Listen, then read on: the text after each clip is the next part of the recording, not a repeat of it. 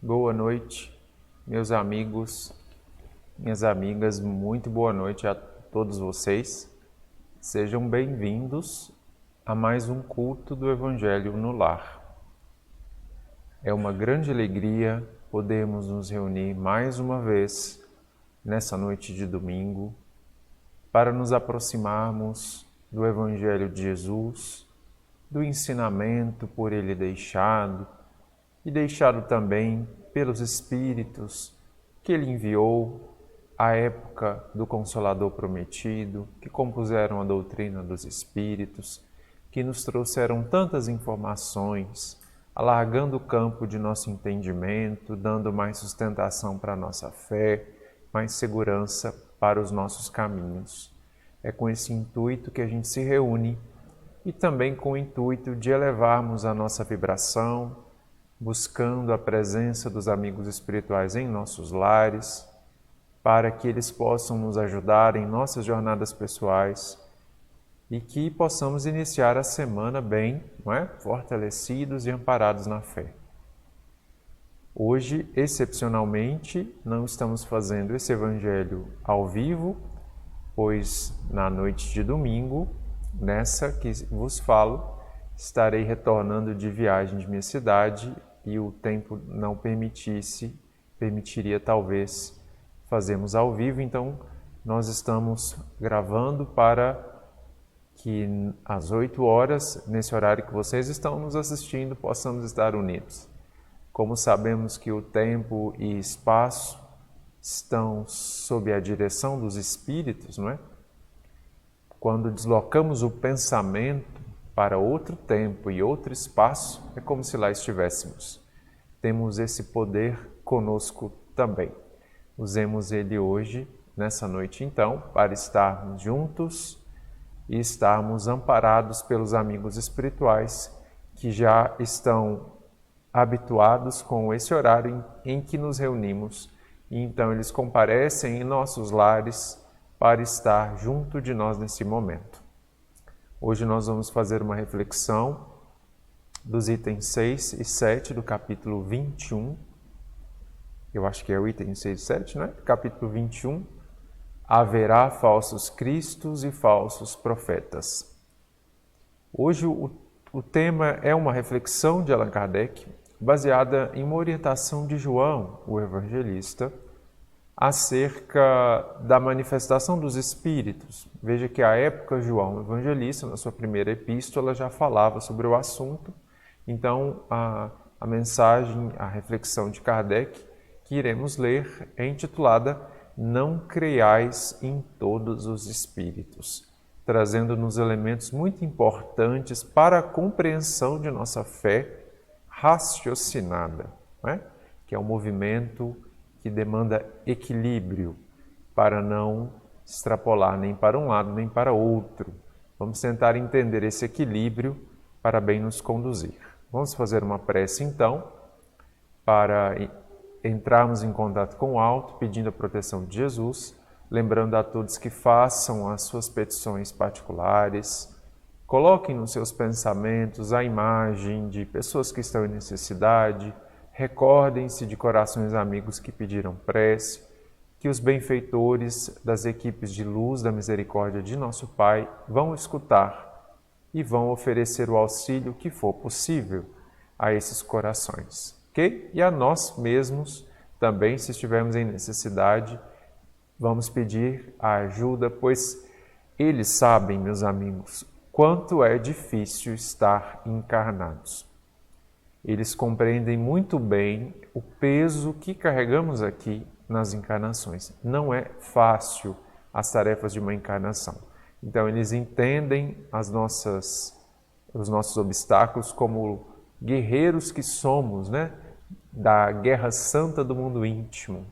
Aquela luta interior do autodomínio, do melhoramento de si mesmo que a gente faz aqui na encarnação é muito árdua. Então, eles sabem que precisamos muito de ajuda e eles nos ajudam sim. Então, vamos pedir cada um ao seu modo. Vamos fazer a nossa prece para podermos, então, iniciar a nossa reflexão da noite.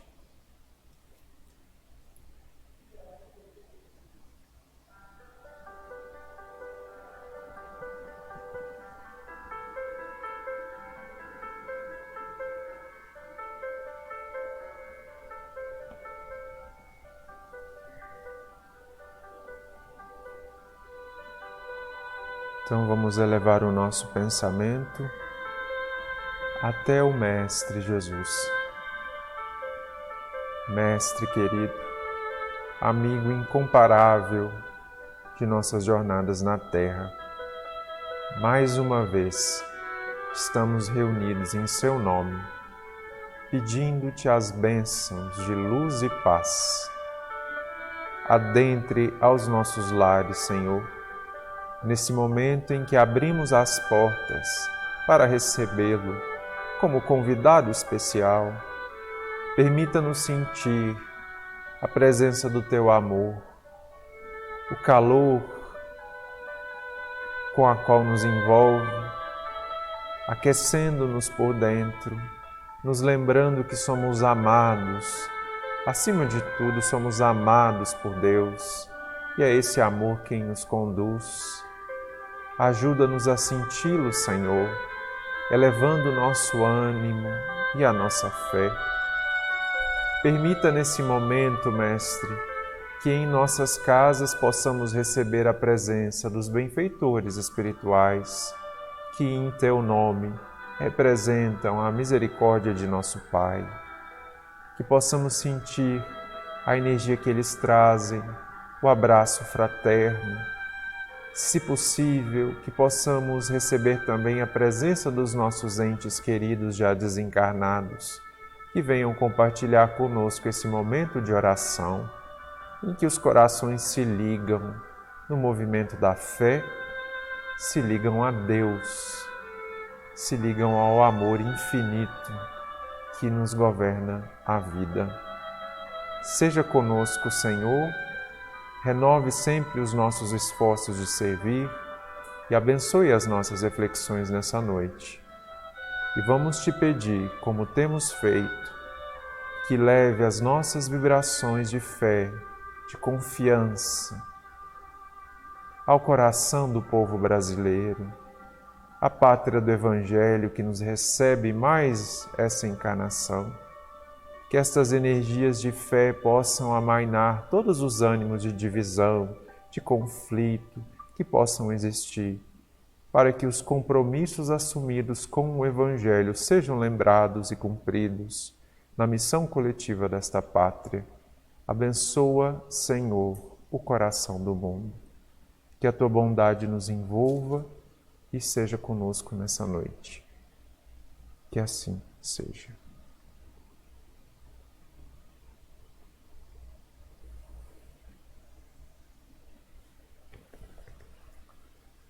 Ok, meus amigos, então vamos lá fazer a leitura para vocês.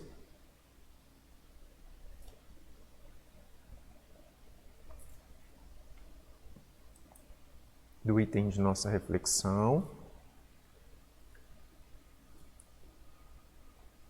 colocar aqui na tela. Então, é o item 6 e 7, não é? Não creiais em todos os espíritos. Vamos lá.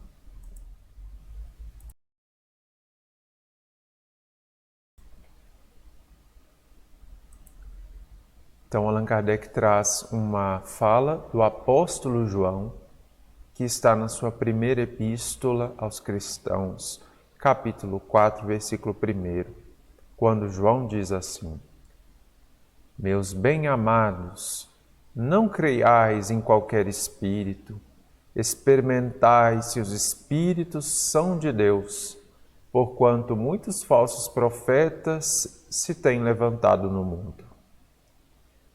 Comenta o codificador Allan Kardec em suas reflexões. Os fenômenos espíritas, longe de abonarem os falsos cristos e os falsos profetas, como a algumas pessoas apraz dizer, golpe mortal desferem neles. Não peçais ao Espiritismo prodígios nem milagres, porquanto ele formalmente declara que não os opera. Do mesmo modo que a física, a química, a astronomia, a geologia revelaram as leis do mundo material, o Espiritismo revela outras leis desconhecidas as que regem as relações do mundo corpóreo com o mundo espiritual, leis que, tanto quanto aquelas outras da ciência, são leis da natureza, facultando a explicação de certa ordem de fenômenos incompreendidos até o presente. Ele destrói o que ainda restava do domínio do maravilhoso. Quem, portanto, se sentisse tentado a lhe explorar em proveito próprio os fenômenos, fazendo-se passar por Messias de Deus, não conseguiria abusar por muito tempo da credulidade alheia e seria logo desmascarado. Aliás, como já se tem dito, tais fenômenos por si sós nada provam. A missão se prova por efeitos morais, o que não é dado a qualquer um produzir. Esse um dos resultados do desenvolvimento da ciência espírita, pesquisando a causa de certos fenômenos, de sobre muitos mistérios levanta ela o véu. Só os que preferem a obscuridade e a luz têm interesse em combatê-la, mas a verdade é como o sol, dissipa os mais densos nevoeiros. O Espiritismo revela outra categoria bem mais perigosa de falsos cristos e de falsos profetas, que se encontram não entre os homens, mas entre os desencarnados, a dos espíritos enganadores, hipócritas, orgulhosos e pseudo-sábios que passaram da terra para a erraticidade e tomam nomes venerados para, sob a máscara de que se cobrem, facilitarem a aceitação das mais singulares e absurdas ideias. Antes que se conhecessem as relações mediúnicas, eles atuavam de maneira menos ostensiva pela inspiração, pela mediunidade inconsciente, audiente ou falante. É considerável o número dos que, em diversas épocas, mas sobretudo nesses últimos tempos, se hão apresentado como alguns dos antigos profetas, como o Cristo, como Maria, sua mãe, e até como Deus.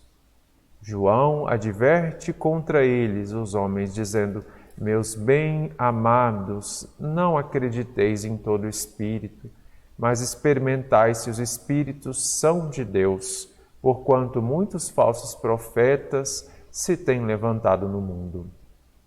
O Espiritismo nos faculta os meios de experimentá-los, apontando os caracteres pelos quais se reconhecem os bons espíritos, caracteres sempre morais, nunca materiais. É a maneira de se distinguirem dos maus os bons espíritos, que principalmente podem aplicar-se estas palavras de Jesus: pelo fruto é que se reconhece a qualidade da árvore. Uma árvore boa não pode produzir maus frutos, e uma árvore má não os pode produzir bons.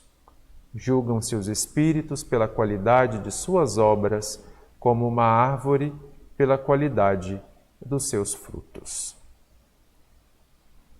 Então, esses são os comentários de Allan Kardec, as reflexões que ele faz sobre essa fala de João, né? Não creiais em todos os espíritos. Bom, meus amigos,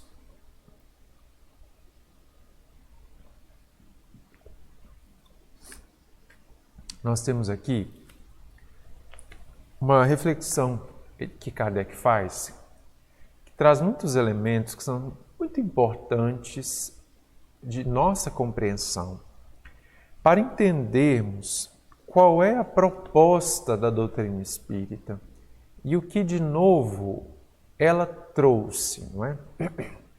O que ela ofereceu de diferente. É interessante notar que João escreve no século I da era cristã a sua epístola. E ele naquela época já falava, olha, Não creiais em todos os espíritos, mas experimentai para ver os que são de Deus, dos que não são de Deus, pois muitos falsos profetas já se têm levantado. Então, veja que João, ele já percebia que naquela época já se levantavam falsos profetas, já apareciam pessoas que apresentavam ideias ditas elevadas, ditas inspiradas por Deus, pelo alto, mas que não estavam em acordo com o ensino do Mestre, com o ensino do Messias. E João já percebia aquele movimento, não é? E é interessante que João faz referência aos espíritos, não é? Essa é uma questão muito sensível da tradição cristã, pois o desenvolvimento da teologia da Igreja Romana acabou por, vamos dizer assim, colocar, né, debaixo do pano a questão dos espíritos como uma existência, como uma realidade da vida, né, para vesti-los num único símbolo que eles chamaram de Espírito Santo, sem tentar falar muito bem o que era o Espírito Santo, né? Então colocaram assim uma coisa mais misteriosa, como era do hábito, né, dos dogmas romanos, né, aquela coisa assim, o mistério da fé. Então você não sabe muito bem o que é, não discute, não reflete e fica naquilo mesmo. Mas temos que lembrar que a mediunidade, essa sensibilidade que existe nos corpos, ela é uma faculdade orgânica, não é? Assim como a visão dos olhos físicos, assim como o tato da pele, assim como o nosso olfato, o nosso paladar, são sensações, ou capacidades sensoriais do corpo, é o corpo que as tem. Claro que o espírito as tem em grau muito mais elevado, mas elas são realidades de percepção da vida material que o corpo oferece. A mediunidade também, ela está relacionada ao corpo. É por isso que nem todos são médiuns, pois há necessidade de um pequeno ajuste ali no desenvolvimento da glândula pineal para que a mediunidade desperte, né, como uma faculdade. Só que nós temos que entender que isso, a mediunidade como uma faculdade de sentir o mundo espiritual, num sentido muito amplo, né, ela existe na humanidade há bastante tempo, muito tempo, não é? Então, na época dos primeiros anos da doutrina do Cristo, né, nos primeiros cristãos, nós vemos um impulso quase que espontâneo mesmo, né, de receber como uma dádiva um impulso de espiritualidade que os primeiros cristãos manifestavam. Então, as igrejas do Cristo, sobretudo aquelas que Paulo fundou, né, quando ele fundou lá aquele tanto de igreja, elas não são as igrejas que nós conhecemos depois na história, como aqueles grandes prédios bonitos, cheios de obras de arte, com arquitetura muito elaborada, com aquele aspecto meio lúgubre, meio misterioso, né? Onde se fazia os rituais, aquela coisa assim, como se fosse um entreposto, né? Entre uma vida comum e uma vida incomum, né? A igreja, naquela época, não era isso. A igreja era a união de corações que cultivavam uma mesma fé e se uniam por vínculos de fraternidade para abastecer-se de energias do alto. É o alimento espiritual que eles recebiam. Então, eles se reuniam onde davam. E nessas reuniões, haviam expressões de espiritualidade por meio da mediunidade. Então, havia a psicofonia, os espíritos falando por meio de médiuns, a psicografia não, pela própria questão da limitação da escrita na época, que era muito complicado, mas os fenômenos da fala, da inspiração, fenômenos físicos, de efeitos físicos, eram muito comuns, né? Então, João sabia que isso acontecia nas igrejas. E havia um movimento de escutar essas vozes do além que falavam, né? Nas manifestações, nos cultos cristãos. Então, João estava dando orientação, falou, olha, não tem problema, é maravilhoso, esse contato com o alto é importante, mas é necessário ter filtro. experimentai para ver se os espíritos são de Deus ou não. Ou seja, se eles vêm no propósito da luz e do bem, ou se eles vêm à base de outros propósitos. Então, essa orientação de João está dentro desse contexto. Porque se você pega ela assim meio fora do tempo, fica esquisito, né? Porque nas expressões ritualísticas da Igreja Romana não tinham isso, né? Não tinha manifestações espirituais. Então, João estava falando de uma época bem diferente, em que não tinha ainda a institucionalização da Igreja Romana, não é? E aí, o que acontece? Naquela época, não se tinha conhecimentos assim detalhados, uma capacidade de entender a mediunidade como a gente conseguiu entender a partir do século XIX. Porque faltavam muitos conhecimentos, né? Você tinha parcos conhecimentos de ciência, de astronomia, da vida material do orbe, né? Do planeta, como funcionam os nossos corpos. Então era tudo muito limitado. Compreensão científica da época. Então faltava muita informação para você conseguir entender algumas coisas do alto. É claro que existiam crenças esotéricas, né, grupos fechados que já tinham esses conhecimentos. Mas eles, assim, abertos a todos, para a compreensão de todos, era impossível, não era viável esse tipo de informação. Tanto que Jesus não toca no assunto, né? O mestre, em toda a sua fala, em todos os seus ensinos, ele não traz elementos desse tipo de ensinamento, mas relacionado ao fenômeno espiritual de manifestação. É claro que talvez nós suspeitamos, né? Ali nas reuniões mais íntimas com seus apóstolos, na casa de Simão Pedro, né? Aquelas coisas que Jesus fazia, ele deve ter passado ali algumas informações mais detalhadas. Mas as suas prédicas, a sua doutrina não tem esses elementos. Por quê? Porque naquela época eles seriam inúteis, seriam incompreensíveis. Jesus teria condições de ofertá-los, mas a gente não teria condição de entender. E aí, então, aguardamos o tempo da evolução da humanidade, até que no século XIX, as ciências já haviam adquirido um desenvolvimento muito importante. Então, Kardec ele vai citar algumas delas aqui, que já haviam explicado muitas coisas, né? Leis que foram confirmadas pela experiência. Então, houve um progresso muito grande da física, da química, da biologia, da astronomia, né? Um progresso extraordinário na compreensão do cosmos, né? Da geologia, da compreensão da Terra. Então, no século XIX, aí você já tinha muita informação. Só que você não tinha nada que falava, uma ciência que falava de algo não material, não é? Não se tinha, porque essas ciências que eu citei, elas falavam de realidades da vida material, perceptíveis no mundo material em que nos encontramos. Então, Kardec vai falar assim, olha, o Espiritismo, ele vem dentro de um momento preciso do desenvolvimento da humanidade, não poderia ter sido antes nem depois, era ali mesmo.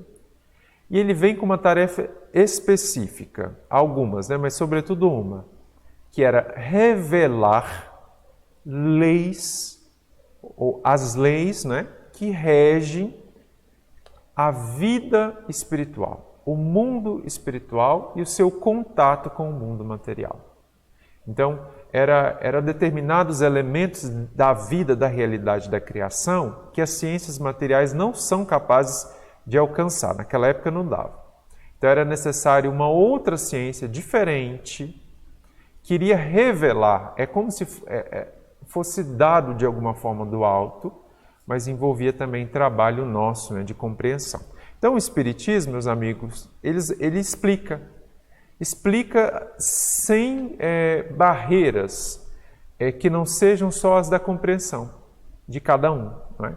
Não havia assim, livros fechados, nem doutrinas que ficavam secretas, vamos para você a gente fala, para você não fala. Não, Kardec colocou nos livros, com absoluta clareza, tudo que ele recebeu dos Espíritos e publicou. Não é? Para quem quisesse ler, quem a recebesse, tivesse aberto, estava ali. Então a doutrina, ela é aberta, ela é um ensino aberto, ela não está restrita a nenhuma ritualística e a nenhum processo iniciático, porque ela se refere a informações, a conhecimento. E esses conhecimentos foram muito claros em falar sobre como funciona a mediunidade. Kardec fez um trabalho extraordinário para explicar, né, a mediunidade. E aí, com as explicações que Kardec deu, nós começamos a ver que, em verdade, não existe o maravilhoso, o sobrenatural, o místico. Na verdade, essas realidades que a gente dava esses nomes são realidades da vida naturais, mas que por não serem entendidas até aquela época, você dava como sobrenatural, como místico, como maravilhoso, como milagre, né? Mas uma vez que você entende como elas funcionam, as leis que regem esses fenômenos passou a ser um fenômeno comum, como todos os outros que as ciências materiais já tinham explicado, não é? Então, a doutrina, ela abre, de certa forma, a nossa compreensão da vida em geral. Só que a doutrina, meus amigos, ela demanda que cada um a receba num movimento de autoinstrução. Então, ela não é alguma coisa que vai, por um ritual, você recebe, né? Você precisa procurar entender. Da mesma forma que não se faz um químico, um físico, um biólogo só com rituais ou com símbolos da biologia. Não, ele precisa estudar a biologia para tornar-se um biólogo. A doutrina tem a mesma lógica, ela é aberta para quem quiser entender. Você só imerge, né, submerge-se naquele conhecimento para auri-lo pelo seu esforço. Então é essencial o movimento do despertar na nossa necessidade de progresso. Cada um precisa progredir do ponto em que está. O outro não pode fazer por mim. Não tem um sacerdote que vai fazer por mim. Não tem um pastor que vai fazer por mim. O médium não vai fazer por mim. Eu preciso procurar me esclarecer. Da mesma forma, meus amigos, como a gente faz cursos e outras coisas para entender questões da Terra, né? Por exemplo, para desempenhar melhor a nossa profissão, para aprender um hobby, algum artesanato, alguma coisa de arte. Você procura conhecer alguma habilidade, não é mesmo? Então, o Espiritismo também é assim, você precisa encontrar-se com ele. Ali tem explicação para um monte de coisa. E essas explicações, elas tiram então esse maravilhoso. Pois aí você vai começar a ver a lógica de determinadas coisas e a partir da lógica você vai ver que tem coisas que são enganação. Porque lembra que João está falando dos falsos profetas? O que eram os falsos profetas?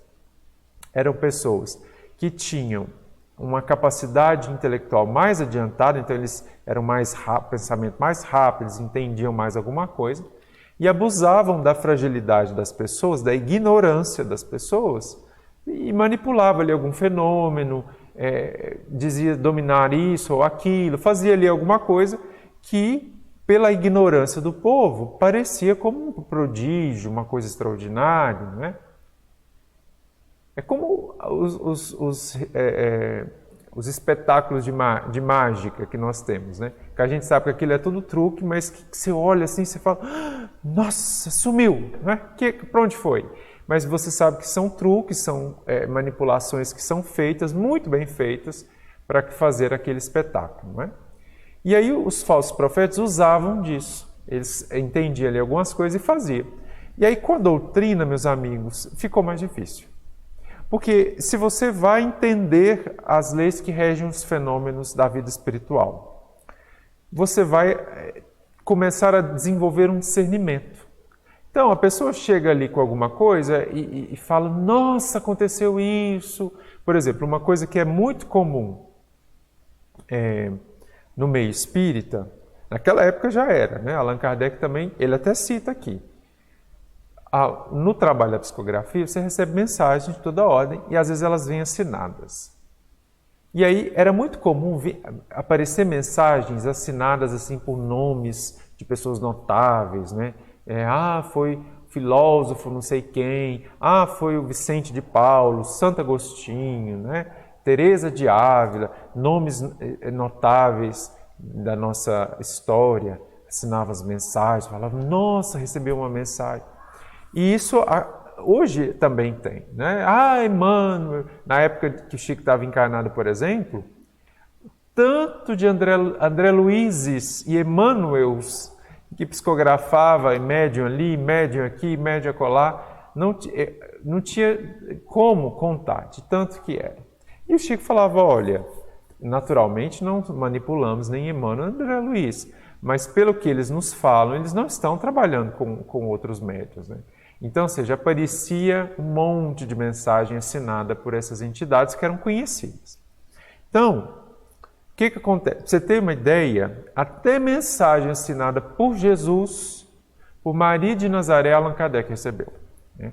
E existem hoje, como tem o trabalho da psicofonia, né, quando o Espírito fala, tem pessoas que falam aí e depois dizem que era Jesus quem estava falando, era Maria de Nazaré, era o apóstolo Simão Pedro e por aí vai. Aí o que acontece, né? Vamos tentar raciocinar. O Espiritismo ele vai nos mostrar como funciona isso, né?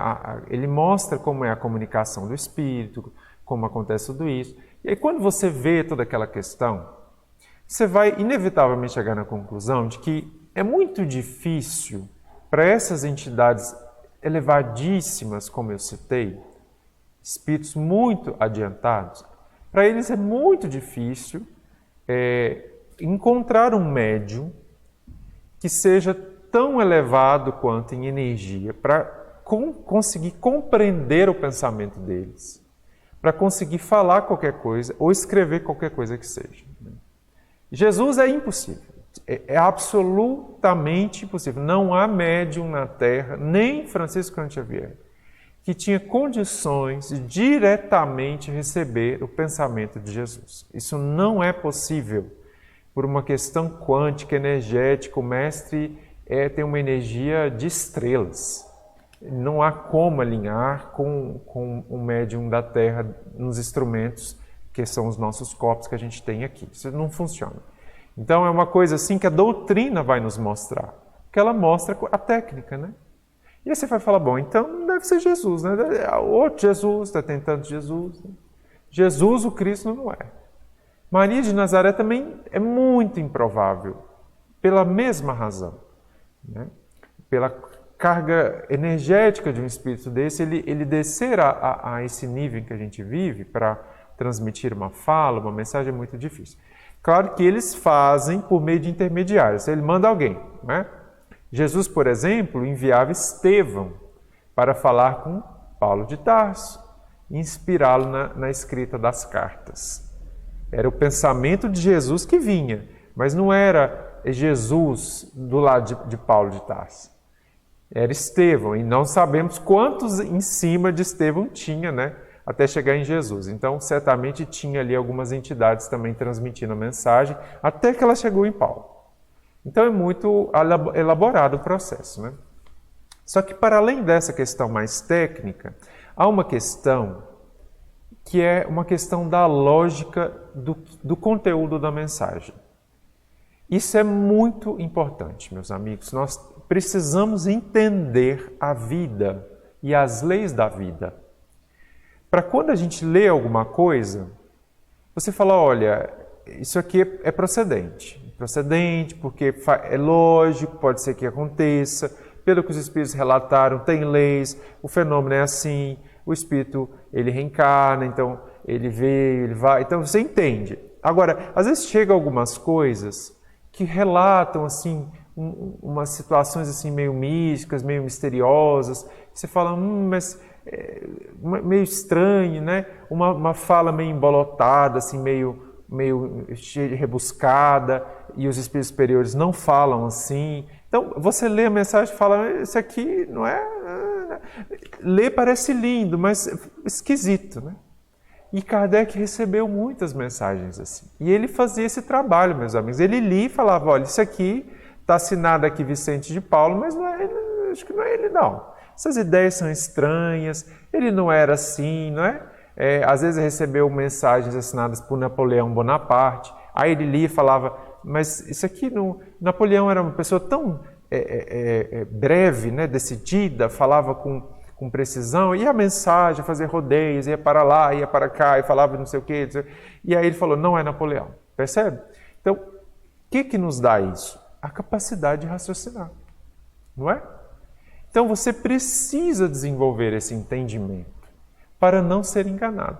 Veja que João estava falando dos falsos profetas, porque eles vêm lá com mirabolâncias com propósitos inferiores, variados propósitos, mas com propósitos inferiores. Então ele queria te manipular para um sentido, para outro sentido. É muito comum. E aí, meus amigos, nós temos então que ter essa atenção com o que nos é dado. Seja uma mensagem que é vinda pelos Espíritos diretamente, ou seja vinda por encarnados, ou seja vinda indiretamente. Eu não sei se vocês já pensaram que muitas obras literárias escritas por escritores encarnados, né, são obras altamente inspiradas por espíritos. Espíritos elevados ou não. Né? Nós temos um relato que vem na nossa memória, eu não sei se está em André Luiz, que André Luiz estava ali fazendo dando as suas assistências com o benfeitor, né? E aí eles param, eles faziam muitos estudos, né? André Luiz fazia muitos estudos para nos trazer as informações. Então eles fazem uma parada num determinado local, que era um bar comum, né? Dos que tem por aí, em que as pessoas vão para se divertir, aquela coisa toda. E aí eles aproximam-se, né? Comentam as questões relacionadas ao uso do álcool, como tem as questões espirituais por trás, fazem ali alguns comentários. E aí, em certo momento, André Luiz, com o benfeitor, se aproxima de uma pessoa que estava escrevendo. Né? Ela estava escrevendo ali muito rápido, né? E aí, acho que utilizando o álcool ali, o cigarro, aquelas coisas que se utilizavam naquele ambiente, mas escrevendo, né, obras e tal. E aí André vê a presença de uma entidade que estava muito próxima daquele espírito, como que ela mesma estava escrevendo. Então ele viu claramente o fenômeno da psicografia. Aquela pessoa, e não era um espírito superior, era um espírito inferior, estava escrevendo coisas mundanas ali, talvez algum romance de baixo calão, ou histórias até, livros com teor até pornográfico, existe isso, né, para vocês terem uma ideia, enfim, tem de tudo por aí. Então eu estava escrevendo ali alguma coisa que não era um material construtivo. E aí o benfeitor fala assim para ele, olha, existem muitos na Terra, pessoal da arte, escritores, pintores, cantores, pessoas que desenvolvem trabalho dessa natureza, pessoas jornalistas, pessoas que manifestam opinião, existem muitos por aí, que em verdade são médiuns de forças que eles ignoram. O trabalho deles é um trabalho altamente inspirado por entidades, nem sempre entidades elevadas, mas eles não entendem o processo e acham que é obra deles, né?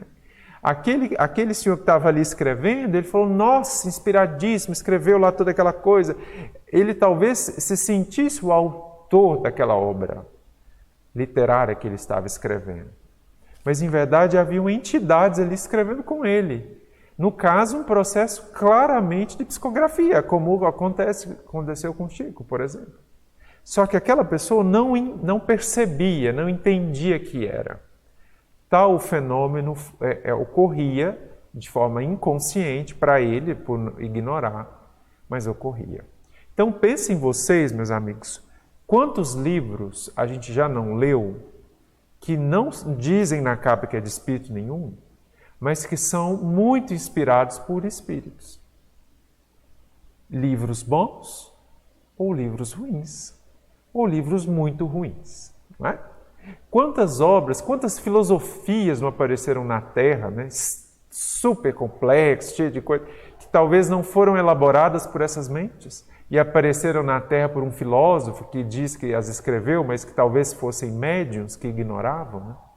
Quantos roteiros de cinema, de filmes que a gente assistiu, talvez não foram escritos assim por entidades inferiores que inspiravam lá os roteiristas. Percebem?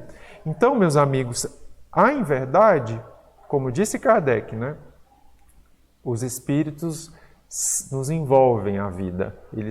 Eles vivem sobrepostos a nós. O mundo espiritual envolve o mundo material, como se eles se acotovelassem para estar ao nosso lado. Ele chega a dizer assim. Há uma relação muito intensa, né, entre o mundo espiritual e o mundo material. E essa relação ela pode ser para a luz ou para as trevas, pois nós ainda estamos muito distantes da luz. Então é muito natural que ocorram fenômenos assim. Pelo mesmo instrumento que é o da mediunidade, consciente ou inconsciente, que é a maioria dos casos. Entendem? Então, é necessário sempre pensar, bom, esse material que está me chegando, ele vem para elevar? Ele vem para esclarecer, para edificar? Ele vem falar de coisas que estão de acordo com as leis divinas que nós aprendemos com o Espiritismo? Ou são leis esquisitas, teorias complicadas, né? Fala lá de coisas estranhas? Percebem? Porque há um monte de filosofias na Terra que não estão assentadas nas leis divinas.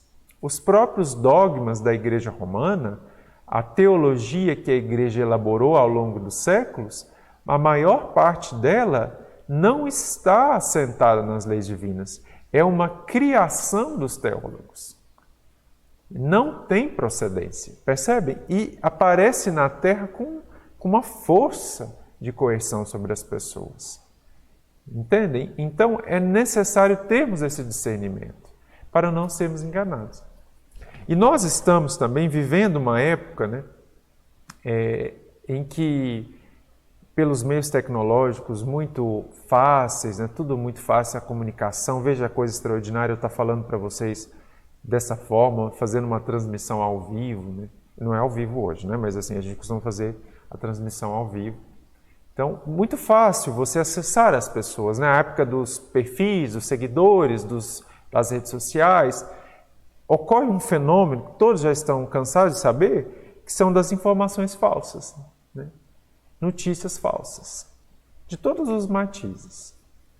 E as notícias falsas, meus amigos, elas aparecem com um certo perfil parecido com, por exemplo, uma comunicação espiritual de um espírito inferior. Como é que o espírito inferior vai? Ele vai lá e falar e vai fazer aquela coisa assim bem grotesca, né? Não, ele tenta dar uma enganada, né? Ele vai lá, fala de Deus, fala da luz, fala que está vendo os anjos. Então ele fala ali alguma coisa para parecer, né, que aquilo é elevado, que aquilo é uma coisa, não é, muito adiantada e tal. E ali no meio ele põe ali alguma coisa que não é da luz, não é? E as notícias falsas, elas são elaboradas por entidades que manipulam as nossas fragilidades. Então eles colocam lá informações que chamam a atenção, né? Parecendo como se fosse uma notícia mesmo, mas ali no meio tem umas coisas que não são, ou coisas que são claramente falsas, inventadas, fora de data, tudo bagunçado. E aí você recebe aquilo, fala, olha o que é isso, e vai, comunica, conta para o outro, e você vai ver que não era verdade. E fala, nossa, como que eu fui enganado então, né?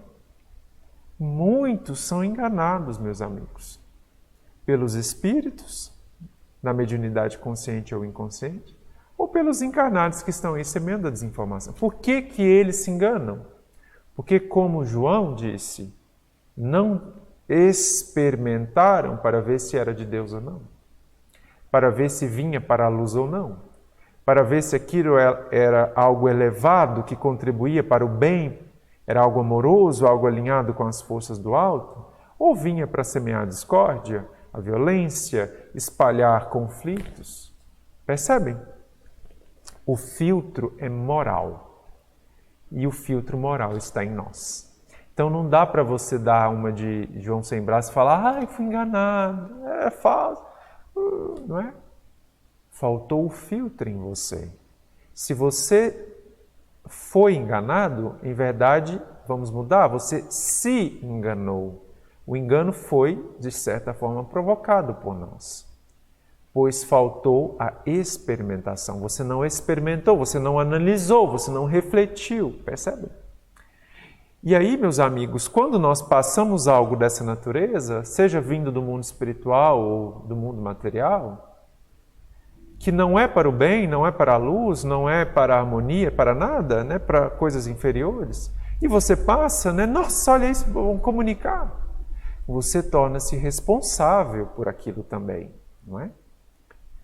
Pois quando eu, como médium, por exemplo, escrevo lá um livro psicografado, um monte de informação elaboradas, um romance cheio de detalhes, muito complexo, uma obra maravilhosa, e aí você imediatamente publica.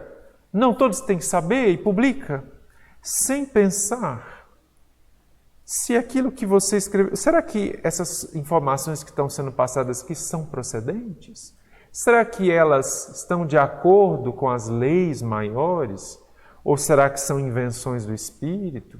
Será que o que ele conta que edifica, pois pode ser uma coisa que seja verdadeira, mas que naquele momento ela não edifica, ela gera pânico, ela gera medo, ela assusta, percebe?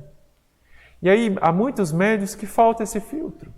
Para vocês terem uma ideia de como isso é sério, e os médiuns sérios levam isso com muito peso mesmo, né? Pois é de grandes consequências, né? A Emmanuel sempre falava para o Chico, olha Chico, tudo que você oferece vindo do alto, oferece pelas suas mãos, você é corresponsável. Você influencia a vida das pessoas pelo que fala, pelo que escreve, né? Então é necessário ter esse filtro para não influenciar negativamente a vida dos outros. E muitas vezes falta esse filtro. Em muitos romances espíritas, muitas obras espíritas, que são publicadas assim sem reflexão. Não é? Então, meus amigos, temos que ter essa compreensão que é nossa, de entender a criação e de ver se algo é bom ou não. É da luz ou da escuridão. Se está alinhado, está em harmonia ou se está em desarmonia. Entendem? Sobretudo nesses dias que a gente vive no nosso país, né, com as eleições, com a campanha, com essa coisa toda, em que pululam esses movimentos, né, com notícias estranhas, com informações caluniosas e por aí vai, nós temos que pensar, isso vem para o bem? Ah, mas as pessoas precisam saber, mas isso vai fazer o bem? Se não for fazer o bem, não comunique, não compartilhe, percebe? Na maioria das vezes, nem é verdade, está manipulado. Pois a verdade que não faz bem por enquanto, ela também não deve ser dita. O amor orienta que cale-se a boca que vai proferir uma verdade que fira. Ela só pode vir quando não ferir, embora seja verdadeira, entendem? E se você torna-se mais um elo na cadeia da desinformação para semear um conflito, você é copartícipe daquele conflito. Uma calúnia, por exemplo, meus amigos, ela só é vitoriosa se ela circula. Se ela passa de um, passa de um, passa de um. Se ela chega no primeiro e o primeiro fecha as portas, ela não vence. Percebem? Chico falava, né, um ensinamento muito louvável, que é preciso de nossa parte refletir. Em entrevista, salvo engano, né, com a Hebe Camargo, ela pergunta para ele, né, que ele julgava ser um dos maiores males da humanidade, uma coisa muito difícil, se era a guerra, se era o câncer, o que era, né? E aí ele, com aquela sutileza, com aquela leveza, aquele jeito espirituoso, até brincalhão de se manifestar, não é? Sempre elevando, ele vai dizer, olha, Hebe, eu acho que é a fofoca. A fofoca é uma das piores coisas. Né? Pois ela destrói vidas, ela confunde as pessoas, ela desfaz relacionamentos, ela gera destruição coletiva, é terrível. Né? E a Hebe fala, nossa, mas realmente o que você está dizendo é procedente, realmente acontece tudo isso, e é uma coisa que muitos, né, nós estamos habituados, a gente faz isso aqui, faz ali, nossa. E aí ela pergunta para ele, então, mas como podemos então evitar isso, Chico? Evitar é um grande mal. E ele vai dizer, olha, sejamos, Hebe, para a fofoca, a estação terminal. Fazendo a rememoração dos trens, né? Que na época tinha. A estação terminal é onde o trem para, ele não segue. Né? Ali é o final. Foi, passou, ali acabou. Então, o Chico estava dizendo, olha, seja em nós o fim. A fofoca chegou até você, seus ouvidos ouviram, mas que a sua boca não a reproduza.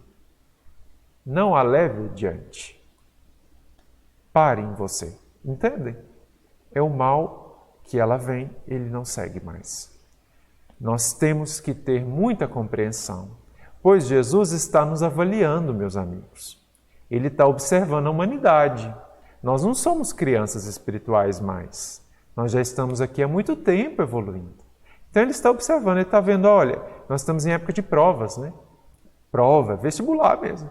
Provas, cada um de nós estamos sendo avaliados para ver se já despertamos para a luz ou ainda estamos fazendo o número com a escuridão, com a indecisão ou com o mal, pois há alguns ainda que estão obstinados no mal, não é? Então vamos refletir. Não creiais em tudo que vem. Pense, reflita. Virá para o bem? Será bom? É verdadeiro? Se não atender a isso, ignoremos, meus amigos. Percebe? É necessário pensar isso, pois somos responsáveis pelas forças que nós demos movimento.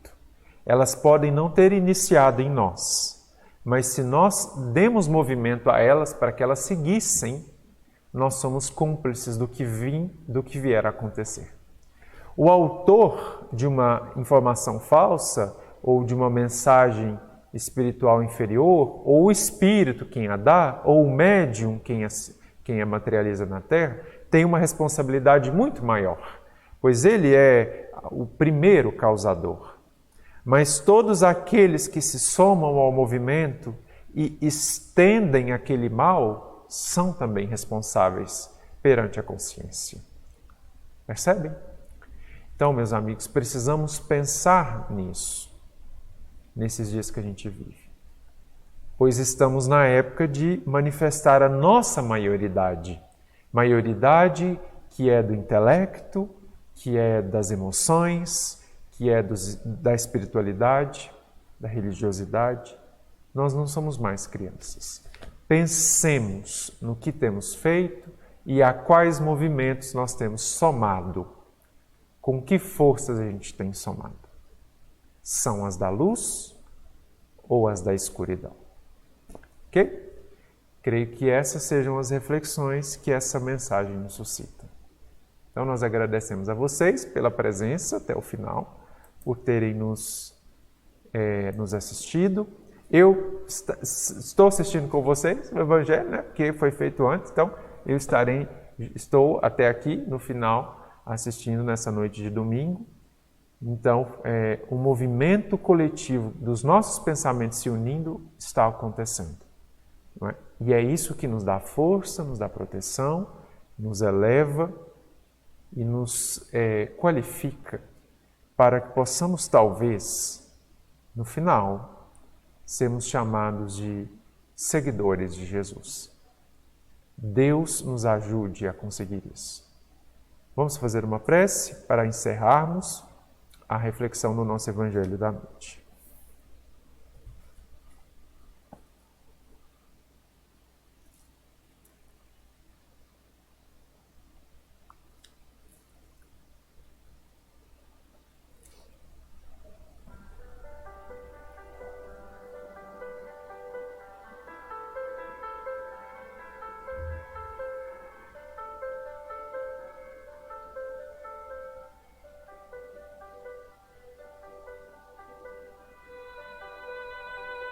Então vamos agradecer agradecer a bondade infinita do nosso Mestre, que nos envolveu nessa noite, que nos protegeu, nos inspirou, que iluminou os nossos lares com luz de proteção, de elevação, luz que nos aquece, que nos faz lembrar dos compromissos assumidos e que alimenta a nossa esperança, a nossa força para fazermos o bem que de nós é esperado. Vamos agradecer aos benfeitores espirituais que estiveram conosco, nos protegeram, nos envolveram, fluidificaram a água que deixamos, ouviram os nossos pedidos de oração, de prece, que eles possam atender à necessidade dos corações que apresentamos. Obrigado, Senhor, por tanta luz que é para nós a doutrina dos Espíritos, por tantos recursos que ela nos dá de compreensão da vida, para melhor acertarmos nas escolhas, caminharmos com mais segurança, tomando decisões melhores, agindo de forma melhor. Dê-nos força, Mestre, para convertermos esses ensinamentos em vida que é sentida, refletida, mas sobretudo vivenciada em profundidade. Possamos nós, Mestre, dar o testemunho de seus ensinos pela nossa vida. Não há glória maior que possamos esperar. Que a Tua bondade nos envolva, nos proteja e nos inspire nesses dias em que vivemos, para que possamos ser fiéis à Tua doutrina, fiéis ao bem que propagas na terra e ao seu compromisso inalterável com a paz e com a vitória da luz. Seja conosco, Senhor, até o final. Que assim seja.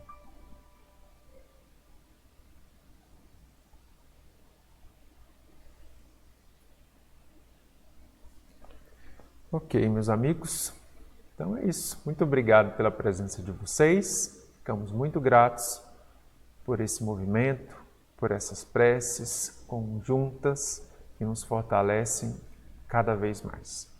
Ao longo da semana nós teremos as atividades da casa, uma semana que será especial, pois no dia 1º de setembro, agora, na próxima quinta, nesta quinta, nós vamos celebrar o aniversário do Centro Espírita Bezerra de Menezes. A data mesmo é dia 3 de setembro, mas nós vamos celebrar no dia 1º, que é na quinta-feira, por já ser o dia do estudo do livro Vinho de Luz. E a casa completa 75 anos, né, de atividades. Então, assim, é uma alegria muito grande ver essa obra que cruzou décadas, né? Gerações. As primeiras gerações que a fundaram estão todas no mundo espiritual e, com a glória de Deus, elas estarão conosco, do outro lado da vida, celebrando, né? Pois é sempre uma alegria ver a vitória do Evangelho, da doutrina da caridade, do bem, cruzando o tempo, acendendo a luz da fé, da esperança, consolando corações, né? Isso é uma alegria muito grande. Então, na quinta-feira nós teremos um bolinho, nós vamos contar algumas histórias, fazer uma reflexão e agradecer a Jesus por essa data, por mais esse ano, completando já 75. Todos estão convidados, a partir das 8 horas, na quinta-feira, agora é dia 1º de setembro, hein? Vamos ver. Na terça-feira nós teremos palestra, normalmente, que será com, salvo engano agora, eu acho que será com José Teodoro de Rio Preto, na próxima terça. Na segunda-feira temos o estudo do livro Nosso Lar, ok? E na sexta, sábado, normalmente a sopa, hein? Sopa toda semana nós temos, é o nosso compromisso de trabalho assistencial, que é inarredável, inalterável. Com a graça de Deus, Ele vai nos fortalecendo para estarmos sempre aqui atendendo, ok? Então, muito obrigado a vocês, meus amigos. Fiquem com Deus, muita paz, uma abençoada semana a todos e que Jesus esteja com vocês.